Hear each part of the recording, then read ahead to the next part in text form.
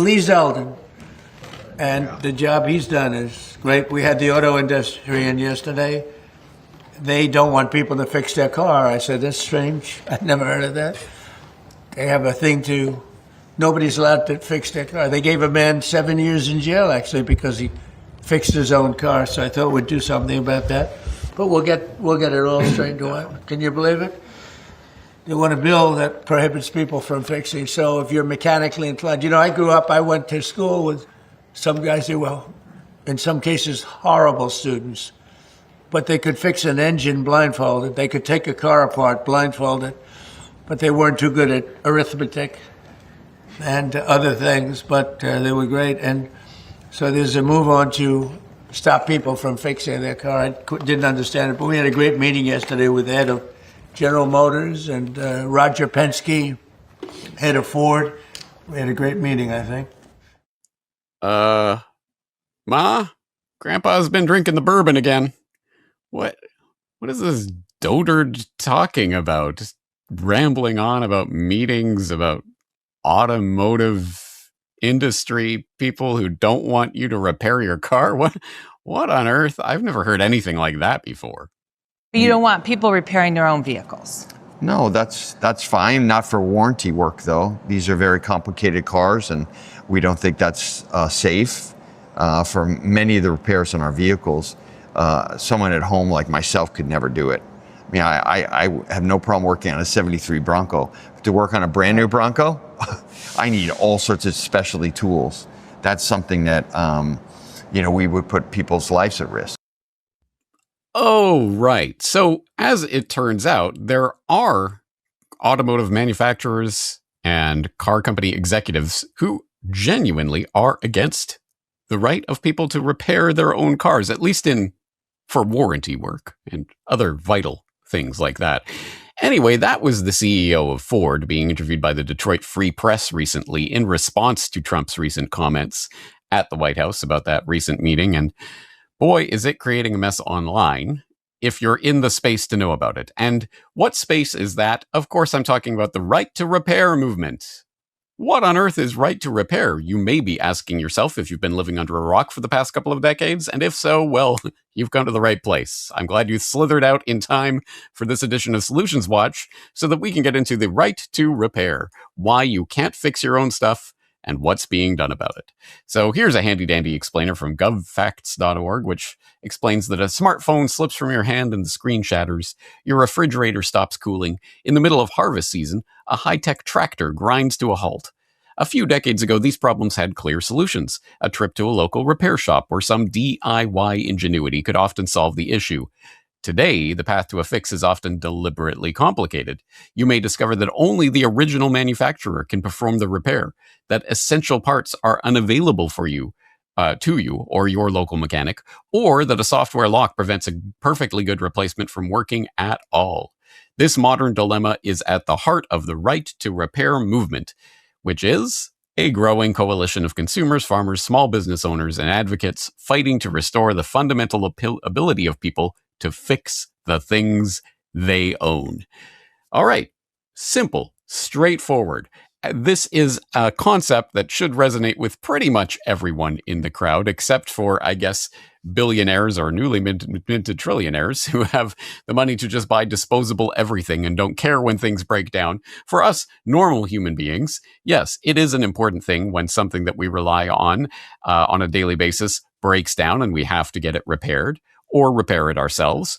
But increasingly, when we go to do so with complicated electronic devices or the electronic devices masquerading as cars that we're driving around or things of that nature, we are being prevented from doing so, either because the right tools or the right parts are not available anywhere except through the manufacturer, or there are warranty restrictions on the type of repair work that can be done, or the schematics and repair manuals are being deliberately withheld from people who would be otherwise be able to repair these types of things. There have been a number of blocks put in place between the people who want to repair their own equipment and their own hardware and their own software and their own cars, etc., and those objects themselves. blocks that have been put in place by the manufacturers, obviously to increase their bottom line. If a $20 wire or a $50 hose would be enough to fix this part on your motherboard or on your dishwasher or what have you, and if the manufacturer can make sure that you can't get that wire or that you can't install that hose yourself and you need a manufacturer certified tech to do it, well, they can jack up the rates by thousands of percent. This is not rocket science. And I would assume most people in the audience have at least heard of this problem and the movement that has grown to counter it, the right to repair movement. But having said that, there are some interesting questions that this raises, because the problem here is quite obvious. We all, as I say, we all understand it, but what is the solution? And today we are in Solutions Watch. So we are not concentrating on the problem itself. We're concentrating on what can be done about that problem. And that's where we start to run into some, interesting things that, may go against the principles of committed voluntarists like myself, but even more fundamentally, I think actually ultimately go against the best interest of the people who are advocating for this right to repair movement. What am I talking about? Well, let's look further down in this exact same article on right to repair, where we get into what is the right to repair. And the article informs us that at its core, the right to repair is both a legal concept and a social movement. Right there, that's an interesting distinction that's being made. And what does that mean? Well, the legal concept is that it is the right for owners of devices and equipment to freely modify and repair the products they have purchased. Okay, that sounds absolutely straightforward. And again, I can't imagine how anyone whose bottom line does not depend on blocking people from doing repairs could possibly be opposed to that. You buy it, you own it, you can break it open and repair it to your heart's content. Who would be against that, right? Okay. And the social movement side of it, this informs us, citizens and advocacy groups pressuring governments to enact laws that protect this right from manufacturer-imposed barriers. All right. Immediately, I think people in my long-term audience are going to start to understand why I might have some kind of misgiving about this framing of this particular movement, that it's a social movement that's organized around citizens and advocacy groups lobbying governments to try to enact laws that will somehow enshrine their right to repair in law. But it's before you get all hoity-toity, well, James is being all stuffy about it. Well, what's wrong with a government passing a law if it's doing something good? I think there are some very, very big pitfalls that people will fall into when they start along that road of, hey guys, the way forward is to lobby the government to pass laws. We'll get into that in more detail, but as this article goes on to say, the ultimate goal is to shift our economy from a replace culture to a repair culture, making fixes more affordable and accessible. This fosters sustainability and reduces waste. Absolutely. Again, who wouldn't be on board with those concepts? And these go around 4 essential pillars of repairability, which are not immediately intuitive if you've never really thought about this. First of all, being able to repair your own goods, it requires access to information like repair manuals, diagnostic information, and design schematics that manufacturers provide to their authorized dealers, but only their authorized dealers. Well, what about Joe Schmo or the repairman down the street or me? Can we get that same information? Well, sometimes you literally do need that information in order to perform repairs. So if you want a right to repair, then you're going to have access to that information. Access to parts and tools. Again, pretty straightforward. You need the parts and tools that are required in order to fix your device, whatever that may be. Freedom from software locks, because of course, again, as we've seen, there's a lot of digital rights content management systems that have been put in place for software to basically harbor and hold the secrets of whatever device that you're looking at. And if you are not allowed to legally break those software locks in order to go in and actually diagnose or fix a problem, then that's going to make you a criminal for trying to repair your device, which obviously goes against the right to repair. Repair-friendly design. So now we're starting to advocate, well, you can't just make things that are designed to break down. You have to, or if you do, they have to at least be easily fixable. But now we're starting to get into somewhat of a judgment call. But anyway, case for repair, why advocates say this matters, talking about the circular economy and ownership argument, equity argument, etc. And some of the arguments that have been made against and some of the roadblocks and back and forth. This is a very, very lengthy and detailed article, so I will put it in the show notes for today's edition of the podcast at corbettreport.com/right-to-repair if you want to go and read this and anything else that I'm citing today in greater detail. But we've seen what the problem is. And again, I think it's something that everyone in the audience, I would imagine, is broadly behind. Just the concept that, yes, if I own something, if I buy something, I should be able to take it home. And if it breaks, I should be able to open it up and fix it or get somebody to fix it for me. My choice, not a manufacturer imposed choice, right? Who could be against that? But how do we do that? And to the extent that the right to repair movement is just a bunch of people going around and going, oh, please, Mr. Government, please pass a law that will make these manufacturers do what we want, I think you're going to end up with a bad time. And don't take my word for it. Let's start getting into the brass tacks. Let's look at this particular, since we broached this particular problem, which is only one case in this broad range of right to repair cases that we could be looking at. But in the case of the automotive industry and the fight that is going on right now to have a right to repair, for example, your car, and why car dealers and manufacturers might be in the White House lobbying against that with Trump and what's going on there. Well, let's see what the online right to repair type people have said about this case. Well, they said the quiet part out loud. The auto industry said that they don't want us fixing our cars, and Trump said he's going to do something about it. The Right to Repair Act. Got to make a bill for that. Where do we live? I thought we lived in the United States. Yeah, I wonder why they're pushing that for. Controlling money. Mm-hmm. The Repair Act, which is going through Congress right now, which I think is great, would require that the automotive manufacturers provide independent mechanics access to what the dealers have so that they have access to the data that's in your car. You should be allowed to choose who gets the data that's on your car, not the manufacturer. I think it's a great act. The Repair Act is a good thing. You should email your congressional representative in the House and the Senate and tell them that you want to see this pass, and if it gets watered down in any way from its current form, even the tiniest bit of watering down, you are going to be voting for their challenger in the primary and their challenger in the general election. Seriously. And I'm going to get a little passionate on this one. And again, it doesn't matter where you fall on the political spectrum. The one thing that's more powerful than lobbyists, because lobbyists spend a lot of money to get politicians to vote how they want them to vote. One thing that's more powerful than that is your vote. Is you getting out there and you doing something. Because if they're not elected, then they don't get the lobbyists coming after them. They don't get the lobbyists handing them what they want to vote a certain way. That's my belief in that. That's about as political as you're ever going to get on this channel. But it's really making me see things here when we've got manufacturers that are actively trying to get you where you don't actually own your vehicle.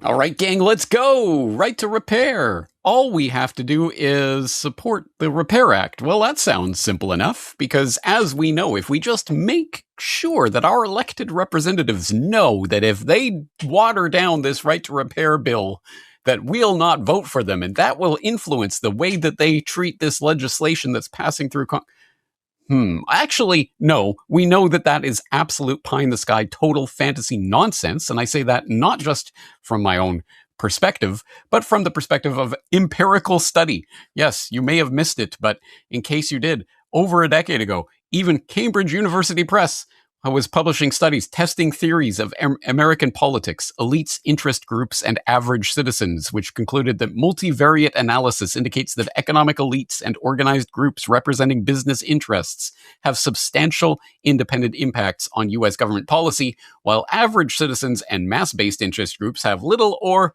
no independent influence. Again, this isn't opinion. This is documentable statistical fact. And for people who have never read this study, I will throw in the link so you can go read the entire thing, including, of course, Table 4, which really puts it in the nutshell. American citizens' preferences has, as they say in the study, essentially zero impact on whether a piece of legislation gets passed or not, whereas economic elites' preferences has an overwhelmingly positive impact on whether something gets passed or not. So it doesn't matter what you think or what you tell your congressman. he better support this legislation, or he better not water it down, or whatever. So that's pie in the sky fantasy nonsense and not a viable solution as far as I'm concerned. But let's give it the benefit of the doubt. Okay, the Repair Act. So all we got to do is support this Repair Act thing, make sure it clears through Congress, and bada bing, bada boom, we're going to be living in repair utopia, right? But actually, as I was sitting here researching today's episode and going down the rabbit hole, I thought, you know what? Actually, the going down the rabbit hole and trying to research this is actually part of the point. So let's do a little bit of this on air. Why not? So literally, the first thing that I come up with when I'm trying to find the actual link to whatever actual legislation is actually going through Congress, I find this repairer-driven news article, which seems very to the point, doesn't it? Repairer-driven news, this has got to be the straight talk on what's going on. So in May of this year, they had this article on U.S. House Committee approves amended Repair Act that backs 2014 MOU. And I've been around the block enough to know that MOU is Memorandum of Understanding. But what is the 2014 MOU? I'm not exactly sure. Well, I'm sure it'll all come clear in this article. Newly passed legislation by the U.S. House Committee on Energy and Commerce codifies the 2014 Memorandum of Understanding between auto manufacturers and the aftermarket to ensure repairers have access to repair information and tools, narrowing the focus of prior right to equitable and professional auto industry Repair Act proposals. Okay, so new legislation codifies a decade-old Memorandum of Understanding that narrows the focus of a prior Repair Act proposal. What? Don't worry, guys. It's all coming clear. H.R. 7389, the Motor Vehicle Modernization Act of 2026, includes several pieces of legislation regarding transportation safety, as well as the proposed Repair Act. And several facets of the Repair Act are essentially stripped in the amended act passed 48-1 by the committee on May 21. Is that a good thing or a bad thing? The Alliance for Automotive Innovation, Auto Innovators, emailed a statement to RDN about this legislation. The Repair Act that cleared the committee today is vastly different than earlier versions of the bill that we opposed. The committee essentially codified an existing Memorandum of Understanding established in 2014 between automakers, independent repairers, and aftermarket parts retailers, whereby automakers committed to making all repair instructions, tools, and diagnostic codes readily available to dealers and independent repairers. This is something we've been emphasizing for quite some time. What?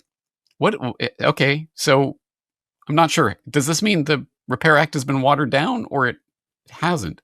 Anyway, well, at the very least, we've got the actual link here, HR 7389, so we can click on that, open it up. Oh, there you go. There's the bill, so we can actually read through it. And yeah, it'll take a lot of due diligence to read through all of this and to figure out what's going on in it, but at least we know HR 7389, the Repair Act, right? Right? Well, maybe not. Let's on a lark. Let's just open up a new window here and just see. Repair Act. Wait, so when I type in Repair Act, the first thing that comes up is HR 1566. So what's going on here? This is the same act, or is it a different act? Well, if we read the text and we've got, oh no, it's HR 1566. Right, Repair Act, maintaining competition and data privacy after what? But this is the Motor Vehicle Modernization Act of 2000. What is going on here, guys? Now, let's expose the shell game here. This is where it gets slippery, because these guys didn't just walk in there holding a sign that said ban repairs. That's not at all how any of this works. Now, there are two bills sitting in Congress right now. The Repair Act, that's the real one, and that would give you and your independent mechanic actual legal access to your car's data. Diagnostic data, telematics, all of it. Now, there'd be no restrictions, no manufacturer gatekeeping.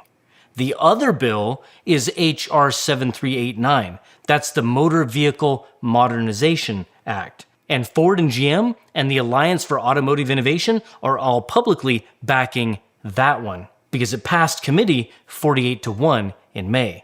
Now that sounds good, right? Well, here's the catch. The telematics provision, that's the part about your data. That's the part about you being able to control how you get information in and out of your truck or car or changing it, that all got stripped out entirely. It's gone. The one thing that actually matters to independent repair shops, the one thing that would cost these companies the most, it's not in this bill. So they didn't go to Washington to kill repair. They went to Washington to make sure that the version of repair that passes is the version that they wrote. That's actually harder to fight because on paper, it looks like a win to so many people watching from the outside. Oh, goody, a shell game in which lobbyists are putting out fake legislation that's designed to water down other legislation that you're supposed to be for, unless that legislation gets watered down behind your back. So you better...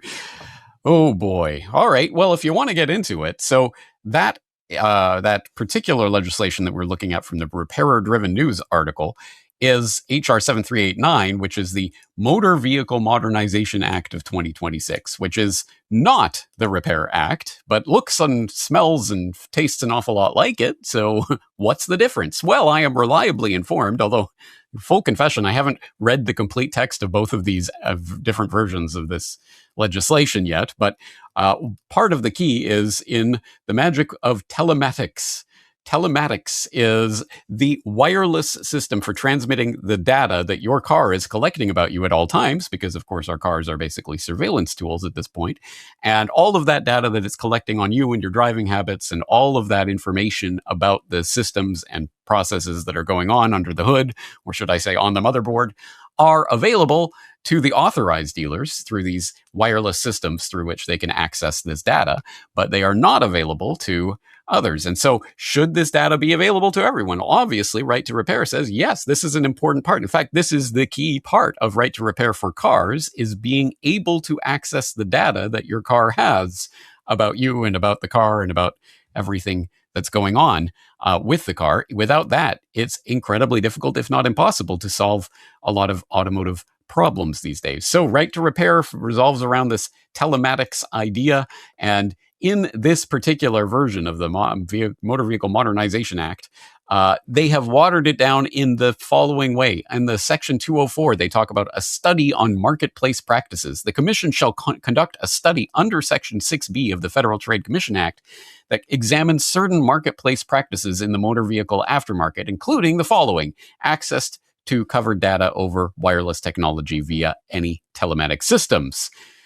Blah, blah, blah. Also, the ability for a consumer to select any brand or manufacturer of parts, tools, or motor vehicle equipment, practices by motor vehicle manufacturers to limit the ability of an aftermarket parts manufacturer, motor vehicle equipment manufacturer, an aftermarket part manufacturer, or a motor vehicle repair facility from selling compatible aftermarket parts, blah, blah, blah. All the things that the Right to Repair people want have all been placed in the Section 204, which, wait, let's go back to the top and reread that. Oh, study on practices. The Commission shall conduct a study under Section 6B of the Federal Trade Commission Act. So they're going to, don't worry, guys.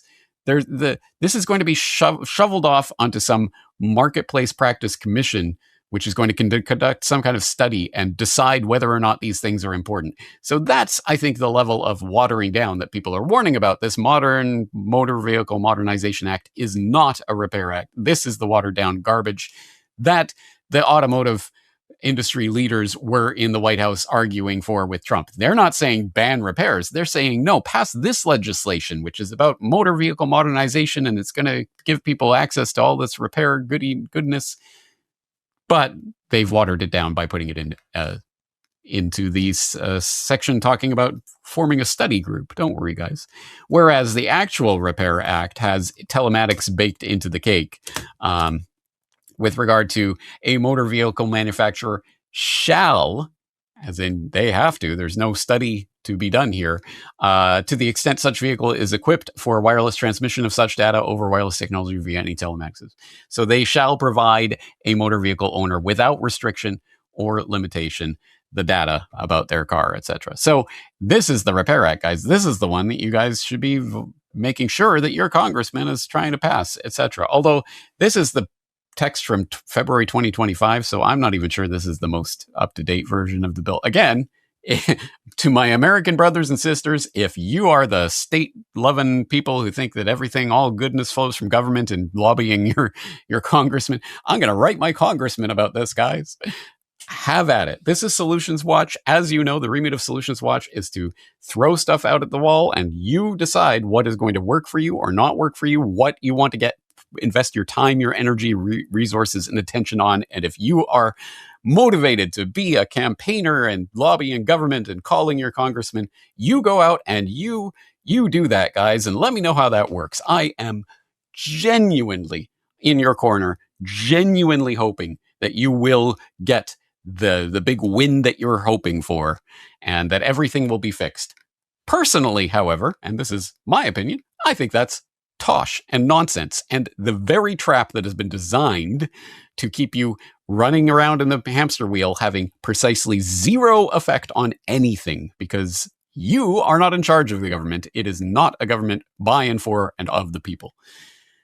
Having said all of that, then, okay, so what is the answer here? This is Solutions Watch. What's your solution, James? Well, if we are not arriving at the right answer for what a solution could be, then obviously we've articulated some part of the problem incorrectly. We've got something wrong. There's something off in our analysis. So what can it be? Let's go back to examine the roots of the problem and see if we can identify something that we can actually take into our own hands and start taking responsibility for and working towards. If I go into a bookstore and buy a book, I can confidently say I own it. I can do whatever I want with it. Read it, lend it, resell it. I can even take a power tool to it and turn it into a lamp. This is all thanks to a very old provision of copyright law called the First Sale Doctrine. Once a copy is sold to a member of the public, the publisher or the rights holder no longer has control over that copy. That's how we have public libraries in the United States, for example. It's why we have used record stores and Goodwill. The First Sale Doctrine draws a clear line between intellectual property and the personal property of consumers. But in the digital age, that line is becoming blurry. If I go to Amazon's ebook store, I'm clicking a button that says buy, and I'm paying them money. But according to Amazon, I didn't buy anything. I only licensed it. When you frame a transaction as licensing instead of selling, the consumer rights we get with the First Sale Doctrine don't apply anymore. Instead, those rights remain with, in this case, Amazon, who can put all sorts of restrictions on us. So, according to the contract I agreed to when I bought this book, I can only read this ebook using an Amazon-approved device if I have an active Amazon account. I can't loan it, make copies of it, or resell it. And Amazon will make extra sure I don't do any of those things by putting digital locks on their ebooks that would stop me if I tried. It's like renting a book with an invisible string that ties it to the seller. That invisible string is called Digital Rights Management, or DRM, and you'll find it on almost every digital product. Software, music, movies, books, video games. And if you figure out how to get around your ebook's DRM to lend it to a friend anyway, you'd be violating the Digital Millennium Copyright Act. Wait, did you catch what she said there? So, according to the contract I agreed to when I bought this book, Oh, that's right. That's the fundamental level of this scam, is the fact that you don't buy your car or various items anymore. You don't buy a book online. No, you are licensing it. There are terms and conditions that stipulate your rights, not as a property owner, but as somebody who is licensing this or that from the company that is deigning to license it to you. And yes, it looks like a buy button. It says buy on it, but it doesn't really mean buy, at least not in that sense. You've got to read the microdot on page 357 of the terms and conditions that you don't look at when you click agree, or that are buried somewhere else so you don't even get to see. So if that is the root of the problem, the fact that you don't really own that thing that you think you own, and thus you don't have the right to repair or whatever terms and stipulations the company decides to put on it, what are you going to do about it? It strikes me that there are two options. You can call your congressman and start a campaign to get an advocacy group to lobby government and elected representatives to pass legislation to force companies to give you a buy button that actually lets you buy and not license it to you unless you want that thing licensed to you, and then it should be up front and you should be able to understand, and that you should also have access to the right materials and repair tools and all of this. Or you could just actually choose to buy from companies that are actually going to sell to you in the way that you want. This is not, in my opinion, the second one seems a lot simpler and a lot more straightforward, but that's pie in the sky, James. Come on, that couldn't possibly work. There are no companies that do that anymore, and nor could there ever be. Say the brainiacs in the crowd who want to continue banging their head against the brick wall of legislative lobbying. Well, I will counter with a real life example, and not a trivial one either. Yes, we can all imagine some manufacturer of toasters or other minor household items that could just actually sell you the thing and say, hey, it's yours, you repair it as you will. But that's maybe the trivial side of this. No, let's tackle one of the hard issues. Let's tackle an incredibly big issue, namely John Deere. For people who have been following the right to repair space, you'll already know about this, or for farmers, you'll already know about it. For other people in the crowd, you might not have any idea, but John Deere has become one of the focus points of the right to repair movement because that manufacturer of tractors and farming equipment is notorious and infamous for locking down their products in various ways so that you can't just fix it easily. You have to call out the John Deere authorized repair person, and you have to, in many cases, at the height of harvest season, you have to take one of your tractors out of service and get it sent to the dealer, and it'll take 4 to 6 weeks to find out that it was the radio that was broken, and that's why it wouldn't start, but you couldn't tell that by yourself. All of these crazy, ridiculous stories about the ways that farmers' lives are being ruined and they're being put into debt because John Deere owns the tractor and they're just licensing it to you. It's essentially a computer at this point, and they hold all the software and all of the data. So this is a huge problem, and one that the right to repair movement is very familiar with, because here's a major, big-time manufacturer. How could any upstart possibly compete with that and actually provide, say, a farmer with a real, just simple working tractor that can actually do just basic farming activities that doesn't require fancy computer equipment and that you can repair yourself if something goes wrong? How could that ever possibly happen? At a time when modern machinery is becoming increasingly software-driven, dealer-controlled, and more difficult to repair, one Canadian company has taken a novel approach, building simple tractors designed to be worked on, understood, and owned by the people who use them. Today's guest is Doug Wilson, founder of Ursa Ag, a company that is getting attention far beyond the farming world. Doug, welcome. It is really, really good to have you here. Thank you. It's great to be here. Thanks for having me on. Oh, it's a pleasure. And your story really hit a nerve with our readers. We wrote about you a couple of weeks ago. But for those who have not heard about you, let's start with just tell us a bit about Ursa Ag and the impetus behind it. So Ursa Ag was started at the urging of one of my customers. He had bought a machine from us, a wheel loader. And he came to me very sort of concerned that he couldn't hand the farm down to his son because his son couldn't afford the tractors. Wow. And he wanted to solve this problem. He wanted to get a tractor that would work for their operation, that wouldn't cost as much as the I believe it was New Holland tractors he had at the time. And I looked into the market and I said, I don't think there's a tractor out there that'll do this. And so him and we put our heads together and figured out how to do it, what it would need, what would make it work for him. And it ended up working really well. He called me about a week ago to tell me that he loves the tractor. He told me he loves the tractor, and that he was certainly open to potential buyers calling him for a review.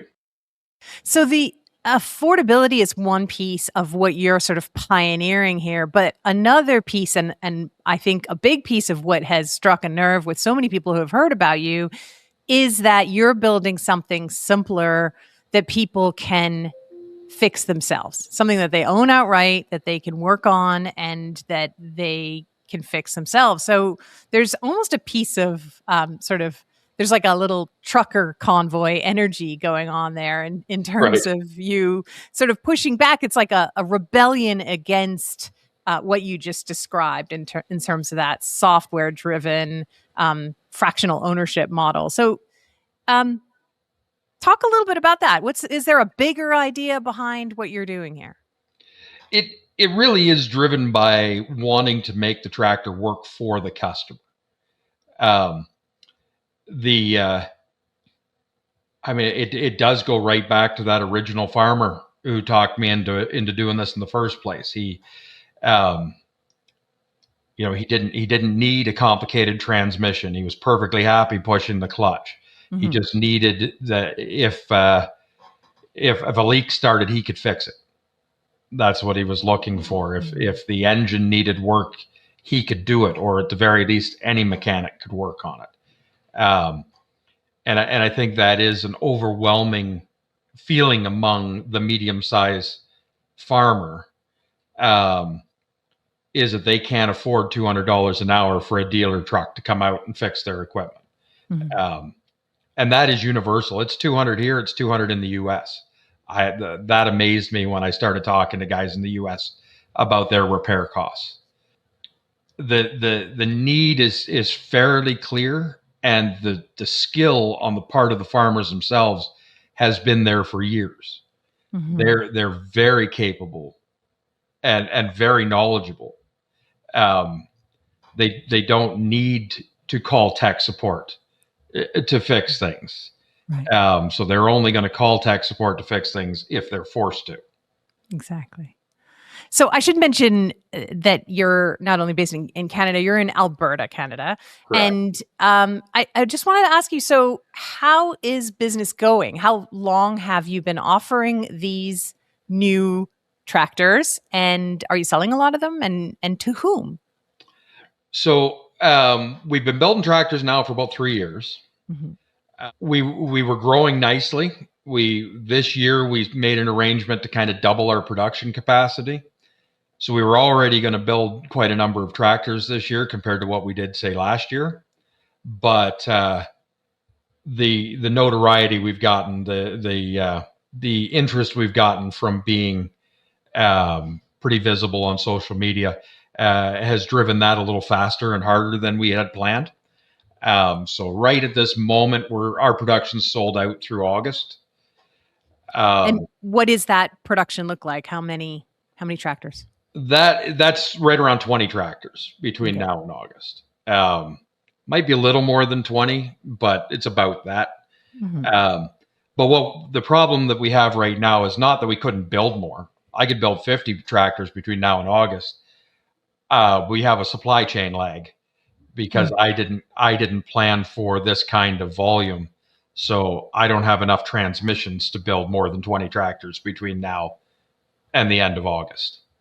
But do you have a waiting list? Do you have that much interest that there would be people lined up? Really? Yeah, we have a waiting list. We have deposits on tractors we're not going to deliver till August. Demand has exceeded my expectations by quite a bit, but it's been incredibly encouraging in the whole project for sure. All right, hat tip over to Zara at Collapse Life for that clip from her podcast. I hope you remember that podcast because I was a guest on it in the past. But there is Zara Sethna of Collapse Life talking to Doug Wilson of Ursa Ag. And hat tip to Doug for doing what he is doing. And you can find out more about what Doug is doing at ursa-ag.com. The link will be in the show notes along with everything else we've talked about today. But here's the homepage and what it looks like. Built Alberta tough, priced right, no frills, back to basics, built to last. And our tractors are built without computer controls by design. The intentional simplicity delivers reliability. And they've got several different models that are available here. Although, as he indicated in that podcast from last month, they're booked through right up to August in terms of delivery. So probably even further than that by this point. So, but anyway, you can go and look into it and look into the specs. And certainly for any, that Venn diagram overlap of farmers who listen to the Corbett Report, this might be up your alley. And I hope you would at least take a look at it. And if you're not in the market yourself, maybe pass the word along to other farmers that you know who are in the market for a tractor that you can actually just fix and repair and use yourself and that will not break the bank. Now, obviously, of course, the big caveat. Well, obviously, if you're some multi-billion-dollar farming conglomerate behemoth that's running these million-dollar tractors, etc., this probably isn't going to replace that, at least not yet and not right away. But at the very least, this, to me, is a much better indication of the direction that we should be going here. Not, oh, Mr. Government, won't you please pass some kind of law to make John Deere do what I want them to do? No.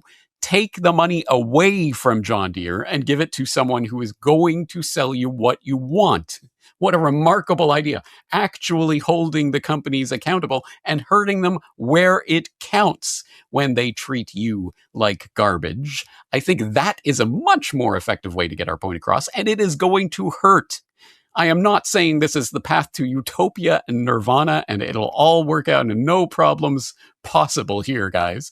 Of course, it will be a painful transition as we start to wean ourselves off of the Amazons and John Deeres and Fords of the world and start supporting the little upstarts, the little guys that could, who are out there trying to create things that people can just use and repair to their heart's content. That, to me, seems like the way forward.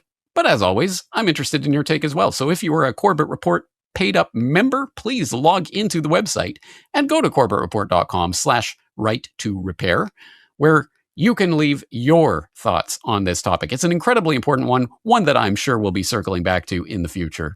So I'm looking forward to your commentary on that. But in the meantime and in between time, this is James Corbett of corbettreport.com. Thank you for investing your time in today's important exploration. I look forward to talking to you again in the near future. The Corbett Report is 100% listener supported. Join the Corbett Report community to become a member and log into corbettreport.com to read the subscriber newsletter featuring my weekly editorial, recommended reading and viewing, discounts on Corbett Report merchandise, and once a month, a subscriber exclusive video. Sign up today at corbettreport.com/members and help support this independent media.